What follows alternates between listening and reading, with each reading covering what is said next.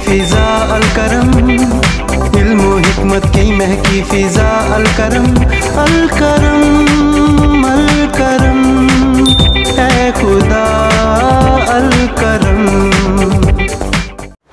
बिस्मिल्लाहिर्रहमानिर्रहीम। कल बेटे हम देख रहे थे कि आपका 10th क्लास का पेपर पैटर्न क्या है। आज बाकायदा उन चीज़ों का हम आगाज़ करेंगे that I told you yesterday. तो जब मैंने ये सब्जेक्टिव पेपर लिखा था तो उसमें एक सवाल था डायरेक्ट इनडायरेक्ट का।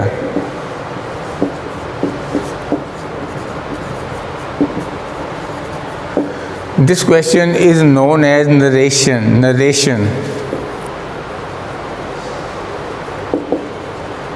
ये कंपल्सरी सवाल होता है जिसके बारे में आपको 7 फ़िक्रा दिए जाएंगे इन इंग्लिश पेपर, और 7 में से 5 फ़िक्रात आपने करने हैं। ये बिल्कुल ऑब्जेक्टिव टाइप जैसा क्वेश्चन है और इसमें you can get all the marks, wholly solely marks आप इजीली हासिल कर सकते हैं अगर आपको ये आते हैं तो। डायरेक्ट और इनडायरेक्ट का मुश्तरका नाम, the common name of direct and indirect is narration. I repeat, narration. कोई पूछे भी बेटे नरेशन क्या चीज़ होती है, उसको बताएं कि डायरेक्ट और इनडायरेक्ट को नरेशन कहते हैं। अब ये क्या होते हैं, I am going to introduce. First of all, direct का अगर हम डिक्शनरी के अंदर मीनिंग देखें तो इसका मीनिंग होता है बिला वास्ता, और इनडायरेक्ट होता है बिल वास्ता। Let's say I want to this marker to somebody else. इसके बेटे 2 तरीके होंगे, एक डायरेक्ट होगा, एक इनडायरेक्ट होगा। डायरेक्ट ये होगा मैं बराह रास्त जाके उसको पकड़ा दूँ, ये डायरेक्ट हो गया। और सेकंड मेथड इज़ दैट मैं दरमियान में किसी और को दे दूँ, लो भाई ये मार्कर फ़लाँ को दे दो, तो ये क्या हो गया इनडायरेक्ट। जिसने मेरे से मार्कर लेकर आगे दिया उसने वास्ते का परफॉर्म किया, लिहाजा वो बिल वास्ता हो गया, वास्ते के ज़रिए। पहला जो था वास्ते के साथ वो डायरेक्ट हो गया। Let us see what are the basic differences between direct and indirect. बेटे डायरेक्ट में जो है ना 2 फ़िक्रात होते हैं। ये वेरी इंपॉर्टेंट क्वेश्चन। आप अंदाज़ा करिए इतना अहम सवाल है कि इवन ये 10th क्लास से शुरू होता है, आगे आप जहाँ तक पेपर्स देते रहें, कम्पिटिटिव पेपर्स दें। इवन CSS के अंदर the most tough paper of educational system of Pakistan is CSS। उसके बाद फिर नीचे PMS, PCS वगैरह सो एंड सो ऑन। तो उनमें भी ये सवाल आता है 10 मार्क्स का, ये सवाल आता है उनको पेपर्स के अंदर। इसमें कोई चीज़ है तो वो इसको देते हैं ना, लिहाजा विद दैट मोस्ट के you are suppose to look at the board please. Direct में 2 पार्ट्स हो गए और इनडायरेक्ट में एक ही फ़िक्रा होता है। डायरेक्ट में कोमा इन्वर्टेड कोमास होंगे, कोमा इन्वर्टेड कोमास। इनडायरेक्ट में कोमा इन्वर्टेड कोमास कोई नहीं होते। पेपर के अंदर आपको डायरेक्ट फ़िक्रात आएंगे, उनको आपने इनडायरेक्ट में चेंज करना है। You will be given direct sentences and you are bound to convert this direct into indirect ones. Direct को आपने इनडायरेक्ट बनानी है। 2 फ़िक्रात कोमा इन्वर्टेड कोमास होंगे, एक फ़िक्रा होगा कोमा इन्वर्टेड कोमास नहीं होंगे। तीसरी बड़ी अहम जो फ़र्क है इनके अंदर वो ये है कि डायरेक्ट का ताल्लुक फ़िक्रात की मुख्तलिफ इक़साम से हो सकता है। आई रिपीट, डायरेक्ट का ताल्लुक बेटे फ़िक्रात की मुख्तलिफ इक़साम से हो सकता है। ये सवालिया भी हो सकते हैं, ये ईरानी वाले फ़िक्रात भी हो सकते हैं, ये तमन्नाई फ़िक्रात भी हो सकते हैं। 13-14 किस्में टोटल बनती हैं। We shall teach, I will teach you all these kind of sentences 1 by 1। हैरानी वाला भी हो सकता है, तमन्नाई भी, सवालिया भी, लेकिन जब आप इनका इनडायरेक्ट बनाएंगे this must be in simple one. आप जब इनका इनडायरेक्ट बनाएंगे तो इनडायरेक्ट सादा में होना चाहिए। अगर मैं इसको मुख्तसरन इस बात को यूँ करूँ तो मैं यूँ कहूँगा कि सवालिया डायरेक्ट का इनडायरेक्ट सादा फ़िक्रा होगा, हैरानी वाले डायरेक्ट का इनडायरेक्ट अपना सादा फ़िक्रा होगा। अगर वो तमन्नाई वाला आ जाता है तो वो भी सादा में कन्वर्ट होगा। ये क्या होते हैं हम देखेंगे इन डिटेल इंशाअल्लाह ताला। अच्छा, अगला सवाल बेटी ये पैदा होता है कि what is the basic method, what is the basic techniques of converting an indirect into indirect ones। बुनियादी तरीक़ाकार क्या है, एक डायरेक्ट को इनडायरेक्ट में चेंज करने का बुनियादी प्रोसीजर क्या है, बुनियादी तरीका क्या है। तो look at the board please, वो मैं लिखने जा रहा हूँ। तो आपने ज़रा इनको इंतहाई तवज्जो से आपने इनको देखना है, बाद में इसको नोट कर लीजिएगा। सारी लाइफ आपके काम आने वाले नोट्स होंगे ये इंशाअल्लाह ताला। नाउ लेट अस सी कि एक डायरेक्ट को जब हम इनडायरेक्ट में तब्दील करेंगे तो कितनी तब्दीलियाँ अमल में आएंगी। What sorts of changes you are going to bring when you are converting a direct into indirect ones। पहली तब्दीली बेटी होती है change in pronouns, second change will be change in tenses, and third change will be change in comma inverted commas, fourth one change will be change in specific words, and last one change will be change in reporting verb। Before we discuss all these changes one by one, let me clear के change in pronoun, change in tenses और change in specific words, ये तीनों तब्दीलियाँ reported speech में होंगी। ये तीनों तब्दीलियाँ बेटे reported speech में होंगी। REPORTED reported speech. अब रिपोर्टेड स्पीच क्या है? एक नई चीज़ हमारे सामने आ गई, reported speech. I tell you बेटे, जो एक डायरेक्ट सेंटेंस है ना, मैं उसकी एग्जांपल लिखता हूँ यहाँ पे।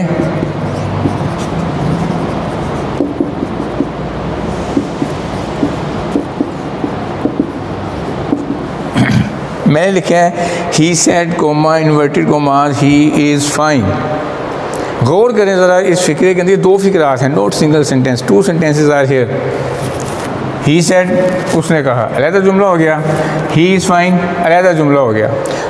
अब फिर एक दोबारा गौर करें कि इनमें से एक part is inside commas and other part is outside the commas. The part that is outside the comma, it is known as reporting speech.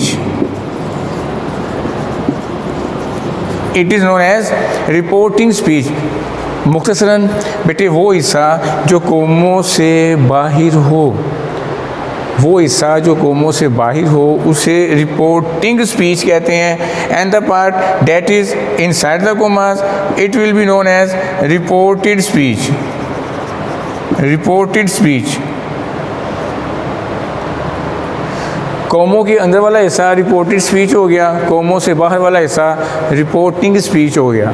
एक और एग्जांपल देखें।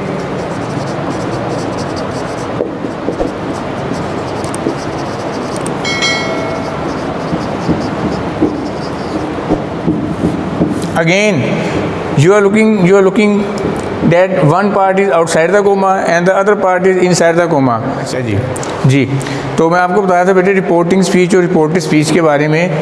एक और सेंटेंस देखें आप, he said you are a student. ज़रा इसको keenly देखें, इसको ऑब्ज़र्व करें कि एक पार्ट कोमों के से बाहर है और एक कोमों के अंदर है। जो कोमों से बाहर है उसे रिपोर्टिंग स्पीच कहते हैं और जो कोमों के अंदर है उसे रिपोर्टेड स्पीच कहते हैं। तो इसका ये मतलब हुआ कि change in pronoun, change in tenses और चेंज इन स्पेसिफिक वर्ड्स, ये तीनों तब्दीलियाँ कहाँ वक़ूफ़ पज़ीर होंगी? In reported part of speech. I repeat, change in pronoun, change in tenses and change in specific words. ये क्या रूल्स हैं, ये वन बाय वन हम देखेंगे। ये बेटे तीनों तब्दीलियाँ कहाँ होंगी? रिपोर्टेड स्पीच में ये तीनों तब्दीलियाँ वक़ूफ़ पज़ीर होंगी। अच्छा, इसके बाद लास्ट में ज़रा आप देखें चेंजेस का जो आखिरी मैंने इंग्रेडिएंट लिखा है वो है चेंज इन रिपोर्टिंग वर्ब। क्योंकि ये बार बार जब हम इनका अल्फाज का तज़किरा होगा करवाते हुए, इसकी प्रैक्टिस करवाते हुए, scores of time, hundreds of time you will hear all these words. जब मैं वर्ड्स बोलूँगा कि रिपोर्टिंग स्पीच में ऐसे है, रिपोर्टेड स्पीच में ऐसे है, रिपोर्टिंग वर्ब में ऐसे है, अगर आपको पता नहीं होगा कि what is reporting speech, what is reported speech, what is reporting verb, तो वो समझ नहीं आएगी आपको। Is it clear? चलें, ये है change in reporting verb. And what is reporting verb? Reporting speech का वर्ब, रिपोर्टिंग स्पीच का verb is known as reporting verb. I repeat, reporting speech का जो वर्ब है उसे रिपोर्टिंग वर्ब बोलते हैं। मसलन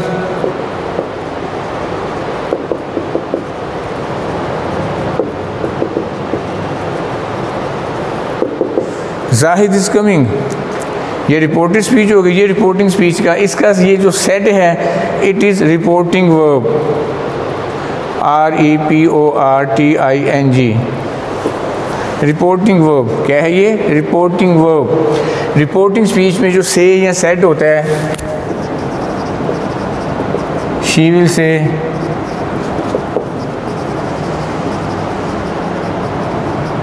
आई एम कमिंग, ये रिपोर्टेड स्पीच हो गई, ये रिपोर्टिंग स्पीच है। तो ये जो इसका वर्ब है it is known as reporting verb. Is it clear? चलें जी, अब हम उसको देखेंगे कि जो तब्दीलियाँ हमने लिखी हैं यहाँ पर ये क्या हैं and what are the basic rules. Let me clear you. Narration करने के लिए 2 थिंग्स आर एक्सट्रीमली इम्पोर्टेंट। जिस बच्चे को वो 2 चीज़ें आएंगी उसके लिए इनमें बड़ी आसानी है, बहुत आसानी है, उसके लिए बहुत आसान हो जाएंगे जिसको 2 बातों का पता होगा। पहली बात helping verbs of the tenses और दूसरी प्रोनाउन के cases. I know very well कि 9th क्लास में when we are learning voices, I mean active and passive, तो उसमें तफसीलन मैंने आपको टेबल लिखवाया था और मुझे पक्का यकीन है कि आप लोग इतने ज़िम्मेदार नहीं हैं कि उन चीज़ों को संभाल के रखें। कोई बात नहीं, मैं दोबारा बोर्ड पे उसका टेबल लिखवा रहा हूँ प्रोनाउन का, तो लिहाजा आप उसको अच्छे तरीके से देखिएगा। अब मैं इसको वाइप आउट कर रहा हूँ।